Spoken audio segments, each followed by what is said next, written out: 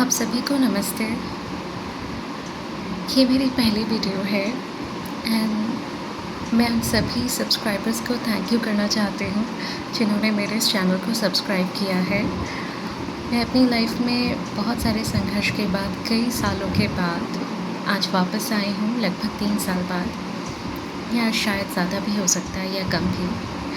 और मैं श्रीमद् भगवद गीता से ये अपना वीडियो बनाने का एक सफ़र शुरू करना चाहती हूँ और मैं उसी की शुरुआत के लिए अपने पास श्रीमद् भगवद गीता लेकर बैठी हूँ।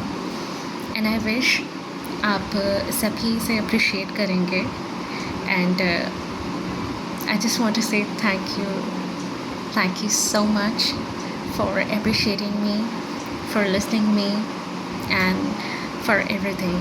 Thank you so much. और अभी मैं ये सब प्रारंभ करने वाली हूँ। मैं हर दिन मुझसे जितना संभव होगा मैं अपनी वीडियो आप सभी के लिए डालूँगी और मैं श्रीमद् भागवत गीता के अध्याय पढ़ना शुरू करूँगी और मुझे उम्मीद है हम कुछ अच्छा ही सीखेंगे अपने जीवन को बेहतर तरीके से जीने के लिए। तो इसी बात पर शुरुआत करते हैं और बोलते हैं ओम नमो भगवते वासुदेवाय नमः। ओम लक्ष्मी नारायणाभ्याम नमः। हरिहर महादेव शंभु। जय माँ भगवती भवानी, शक्ति के सभी स्वरूपों को प्रणाम। मेरे पास ये गीता प्रेस की श्रीमद् भगवद गीता है और मैं इसमें पहले अध्याय से ही इसे पढ़ना प्रारंभ करूँगी।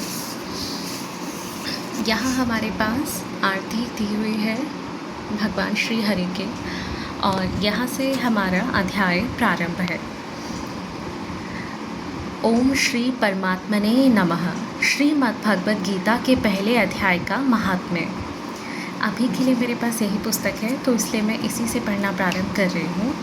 और जैसा मैंने कहा ये मेरी पहली वीडियो है, बहुत लंबे समय के बाद मैं बस इसे शुरुआत कर रही हूँ। शायद समय के साथ मैं और मेरा बोलने का तरीका और मेरा पाठ करने का तरीका थोड़ा और बेहतर हो जाए।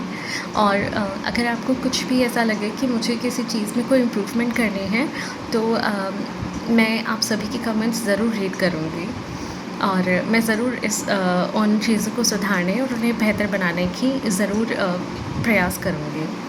अब हम अध्याय पढ़ते हैं। ओम श्री परमात्मने नमः। श्रीमद् भगवद गीता के पहले अध्याय का महात्म्य। श्री पार्वती जी ने कहा, भगवान आप सब तत्वों के ज्ञाता हैं। आपकी कृपा से मुझे श्री विष्णु संबंधी नाना प्रकार के धर्म सुनने को मिले जो समस्त लोगों का उद्धार करने वाले हैं। देवेश, अब मैं गीता का महात्म्य सुनना चाहती हूँ जिसका श्रवण करने से श्री हरि में भक्ति बढ़ती है।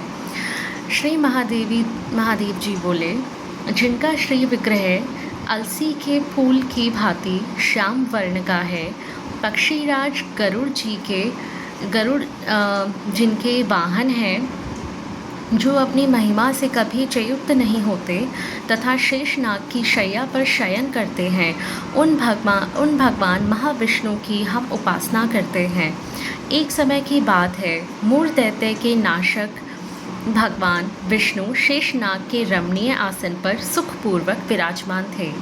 उस समय समस्त लोगों को आनंद देने वाली भगवती श्री लक्ष्मी ने आदरपूर्वक प्रश्न किए। श्री लक्ष्मी जी ने पूछा, भगवान आप संपूर्ण जगत का पालन करते हुए भी अपने ऐश्वर्य के प्रति उदासीन से होकर जो इस क्षीर सागर में नींद ले रहे हैं, इसका क्या कारण है? श्री भगवान बोले, सुमुखी मैं नींद नहीं लेता हूँ, अपितु तत्व का अनुसरण करने वाली अंतर्दृष्टि के द्वारा अपने ही माहेश्वर तेज का साक्षात्कार कर रहा हूँ। देवी, यह वही तेज है जिसका योगी पुरुष कुशाग्र बुद्धि के द्वारा अपने अंतःकरण में दर्शन करते हैं तथा जिसे मीमांसक विद्वान वेदों का सार तत्व निश्चित करते हैं। वह माहेश्वर तेज एक अजर प्रकाश स्वरूप आत्मरूप, रोग शोक से रहित अखंड आनंद का पुंज, निष्पंद निरीह तथा द्वैत रहित है। इस जगत का जीवन उसी के अधीन है, मैं उसी का अनुभव करता हूँ। देवेश्वरी, यही कारण है कि मैं तुम्हें नींद लेता सा प्रतीत हो रहा हूँ। श्री लक्ष्मी जी ने कहा, ऋषिकेश, आप ही योगी पुरुषों के ध्येय हैं। आपके अतिरिक्त भी कोई ध्यान करने योग्य तत्व है, यह जानकर मुझे बड़ा कौतूहल हो रहा है। इस चराचर जगत की सृष्टि और संहार करने वाले स्वयं आप ही हैं। आप सर्वसमर्थ हैं। इस प्रकार की स्थिति में होकर भी यदि आप उस परम तत्व से भिन्न हैं तो मुझे उसका बोध कराइए। श्री भगवान बोले, प्रिय, आत्मा का स्वरूप द्वैत और अद्वैत से पृथक, भाव और अभाव से मुक्त तथा आदि और अनंत से रहित है। शुद्ध ज्ञान के प्रकाश से उपलब्ध होने वाला तथा परमानंद स्वरूप होने के कारण एकमात्र सुंदर है। वही मेरा ईश्वरीय रूप है। आत्मा का एकत्व ही सबके द्वारा जानने योग्य है। गीता शास्त्र में इसका प्रतिपादन हुआ है। अमित तेजस्वी भगवान विष्णु के ये वचन सुनकर लक्ष्मी देवी ने शंका उपस्थित करते हुए कहा, भगवान, यदि आपका स्वरूप स्वयं परमानंदमय और मन वाणी की पहुँच के बाहर है तो गीता कैसे उसका बोध कराती है? मेरे इस संदेह का आप निवारण कीजिए। श्री भगवान बोले, सुंदरी, सुनो, मैं गीता में अपनी स्थिति का वर्णन करता हूँ। क्रमशः 5 अध्यायों को तुम 5 मुख से जानो, 10 अध्यायों को 10 भुजाओं से समझो तथा 1 अध्याय को उदर और 2 अध्यायों को उनके चरण कमल जानो। इस प्रकार यह 18 अध्यायों की वाङ्मयी ईश्वरीय मूर्ति ही समझनी चाहिए। यह ज्ञान मात्र से ही महान पातकों का नाश करने वाली है। जो उत्तम बुद्धि वाला पुरुष गीता के 1 या आधे अध्याय का अथवा 1 आधे या चौथाई श्लोक का भी प्रतिदिन अभ्यास करता है, वह सुशर्मा के समान मुक्त हो जाता है। श्री लक्ष्मी जी ने पूछा, देव, सुशर्मा कौन था? किस जाति का था और किस कारण से उसकी मुक्ति हुई? श्री भगवान बोले, प्रिय, सुशर्मा बड़ी खोटी बुद्धि का मनुष्य था। पापियों का तो वह शिरोमणि ही था। उसका जन्म वैदिक ज्ञान से शून्य एवं क्रूरतापूर्ण कर्म करने वाले ब्राह्मणों के कुल में हुआ था। वह न ध्यान करता था, न जप, न होम करता था, न अतिथियों का सत्कार। वह लंपट होने के कारण सदा विषयों के सेवन में ही आसक्त रहता था। हल जोतता और पत्ते बेचकर जीविका चलाता था। उसे मदिरा पीने का व्यसन था तथा वह मांस भी खाया करता था। इस प्रकार उसने अपने जीवन का दीर्घकाल व्यतीत कर दिया।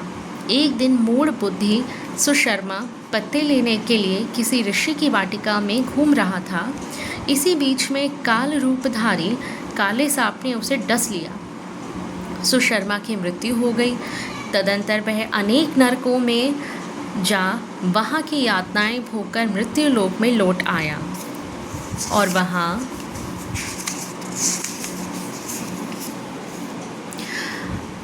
बोझ ढोने वाला बैल हुआ। उस समय किसी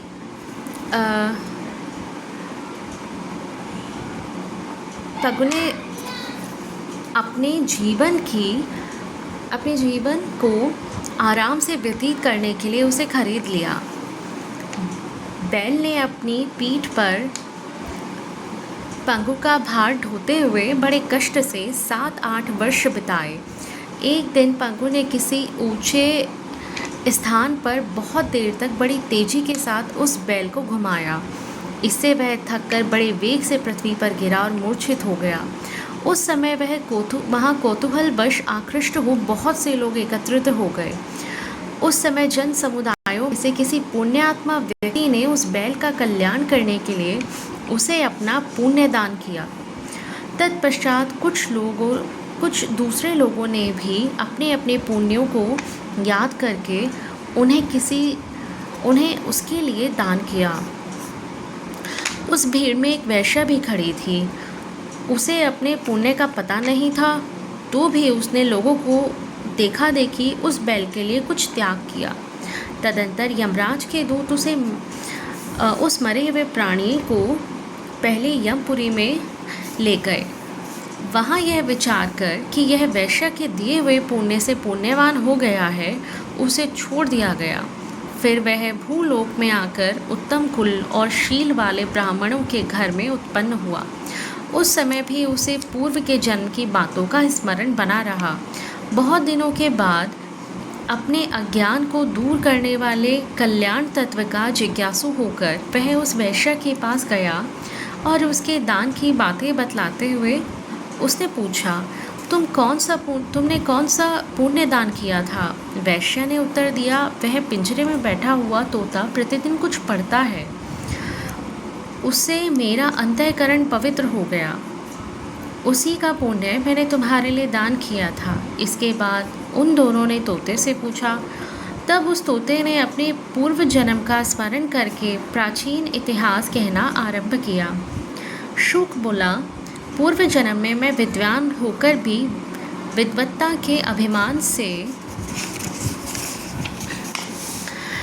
मोहित रहता था। मेरा राग द्वेष इतना बढ़ गया था कि मैं गुणवान विद्वानों के प्रति भी ईर्ष्या भाव रखने लगा। फिर समय अनुसार मेरी मृत्यु हो गई और मैं अनेकों घृणित लोकों में भटकता फिरा। उसके बाद इस लोक में आया। सद्गुरु की अत्यंत निंदा करने के कारण तोते के कुल में मेरा जन्म हुआ। पापी होने के कारण छोटी अवस्था में ही मेरा माता पिता से वियोग हो गया। एक दिन मैं ग्रीष्म ऋतु में तपे हुए मार्ग पर पड़ा था। वहाँ से कुछ श्रेष्ठ मुनि मुझे उठा लाए और महात्माओं के आश्रम के भीतर एक पिंजरे में उन्होंने मुझे डाल दिया। वहीं मुझे पढ़ाया गया। ऋषियों के बालक बड़े आदर के साथ गीता के प्रथम अध्याय की आवृत्ति करते थे। उन्हीं से सुनकर मैं भी बारंबार पाठ करने लगा। इसी बीच में एक चोरी करने वाले बहेलिये ने मुझे वहाँ से चुरा लिया। तत्पश्चात इस देवी ने मुझे खरीद लिया। यही मेरा वृतांत है, जिसे मैंने आप लोगों से बता दिया। पूर्व काल में मैंने इस प्रथम अध्याय का अभ्यास किया था, जिसे मैंने अपने पाप को दूर किया है। फिर उसी से इस वैश्य का भी अंतःकरण शुद्ध हुआ है और उसी के पुण्य से द्विज श्रेष्ठ सुशर्मा भी पाप मुक्त हुए हैं। इस प्रकार परस्पर वार्तालाप और गीता के प्रथम अध्याय के महात्म्य की प्रशंसा करके वे तीनों निरंतर अपने अपने घर पर गीता का अभ्यास करने लगे। फिर ज्ञान प्राप्त करके वे मुक्त हो गए। इसलिए जो गीता के प्रथम अध्यायों को पढ़ता, सुनता तथा अभ्यास करता है, उसे इस भव सागर को पार करने में कोई कठिनाई नहीं होती। ओम नमो भगवते वासुदेवाय नमः। प्रभु, आज का पहला अध्याय संपूर्ण हुआ। आप सभी को बहुत बहुत धन्यवाद। मुझे एक अक्षर बीच में पढ़ने में थोड़ी समस्या आई। कृपया अगर हो सके तो आप मुझे बताइएगा। हालांकि यहाँ पर कमेंट होता है सिर्फ, बट मैं इसे किसी से पूछकर उसे ठीक करूँगी अपनी भाषा में। Thank you so much. आप सभी का मंगल हो, आप सभी का दिन बहुत शुभ हो, सुंदर हो और आप सभी प्रसन्न रहें। नमस्ते, राम राम।